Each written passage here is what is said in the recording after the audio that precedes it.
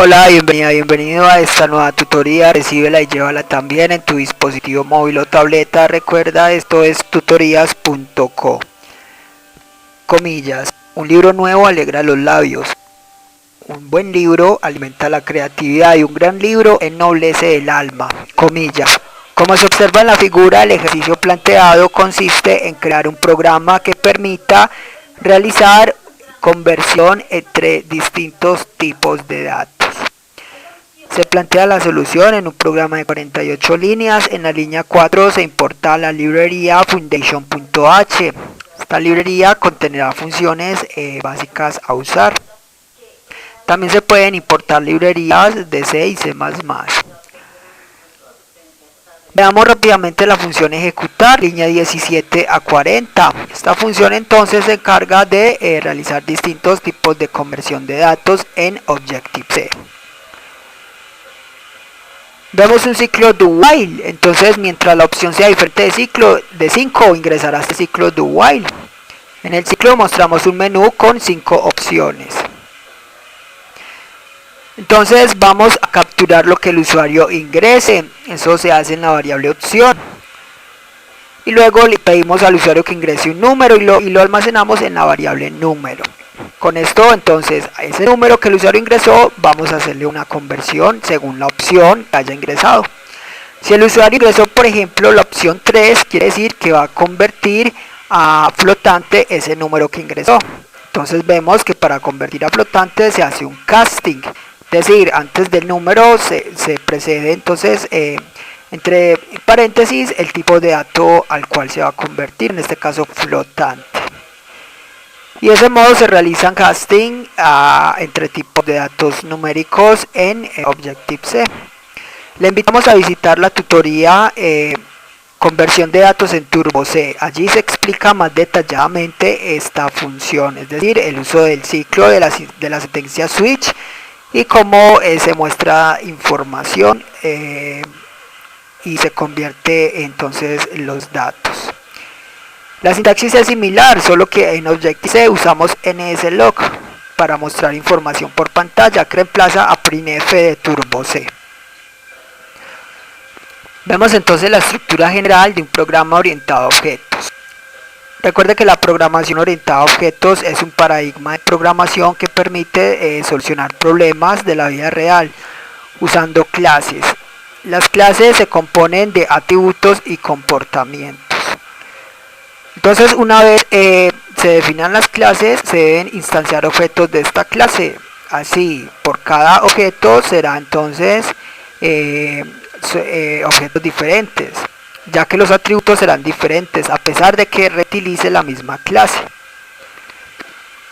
Entonces para programar orientado a objetos en Objective-C se usan dos bloques de código principales que son la interfaz y la implementación. En la interfaz se define la estructura del objeto, o sea, se declaran los atributos y los comportamientos o funciones. Y en la implementación se programan las funciones declaradas en la interfaz. Veamos la interfaz, línea 6 a 8, va entre las directivas @interface y @end. Aquí damos nombre a la clase como conversión de datos, luego dos puntos y luego hacemos referencia a la clase principal en ese object. Aquí vamos a declarar las variables de instancia o atributos de esta clase. Recuerda que los atributos pueden ser accedidos desde cualquier método de la implementación por ser variables globales. También estas variables podrían ser locales de una función. Recuerda que una variable local solo se puede usar en la función, no desde otra función. Por eso depende del programador saber qué variables pueden ser globales o atributos. Aquí definimos de tipo entero las variables opción y número. Ya sabemos que opción se usa en la función ejecutar como la opción que el usuario quiere realizar con un número. Es decir, si convertir a entero o a decimal, es decir, esta variable se usa en la estructura switch. Y número es entonces una variable que va a recibir un valor numérico ingresado por el usuario. Ya definidos los atributos, vamos a declarar los comportamientos o funciones. En la interfaz, línea 7, con menos indicamos que es un método de instancia. Luego indicamos el tipo de retorno de datos de esta función no retorna datos, entonces void, retorno vacío. Luego el nombre de la función, en este caso ejecutar. Y por último irán los parámetros. Esta función no recibe ningún parámetro, los parámetros irán separados por 2 puntos. Recuerde que un parámetro se compone de tipo de dato y nombre de variable. Con esta ya queda definida la interfaz.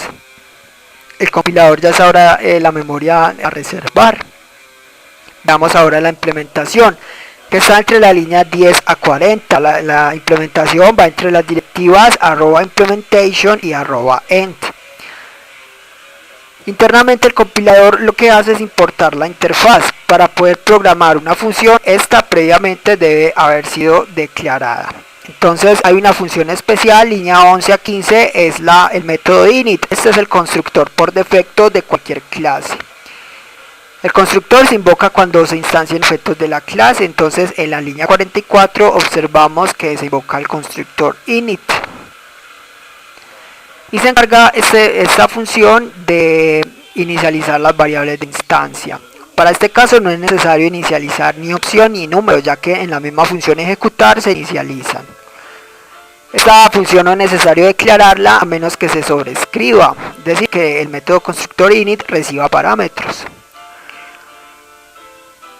Y ya la función ejecutar, con esto queda lista la implementación y la interfaz, es decir, la clase conversión de datos.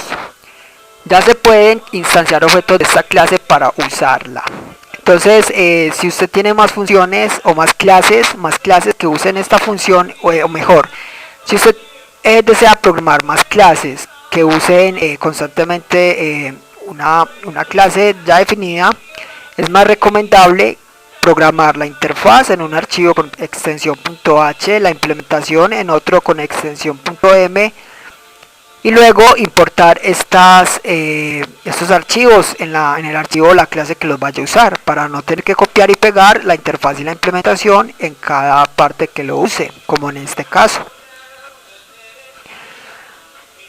Vamos a crear objetos entonces línea 42 a 48 en el main. Recuerde que el main es el método de inicio del programa.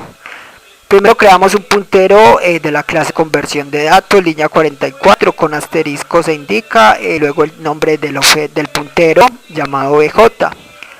Vamos a instanciar este puntero para que apunte a un espacio de memoria de la clase. Entonces, a conversión de datos le reservamos memoria dinámica con la función alloc. Y luego a esa memoria dinámica reservada se le define la estructura de datos, es decir, con init se invoca el constructor y queda así entonces ya definida una estructura de objeto de la clase conversión de datos, es decir, ya obj apunta a un objeto de la clase conversión de datos y ya se podrá usar esta clase.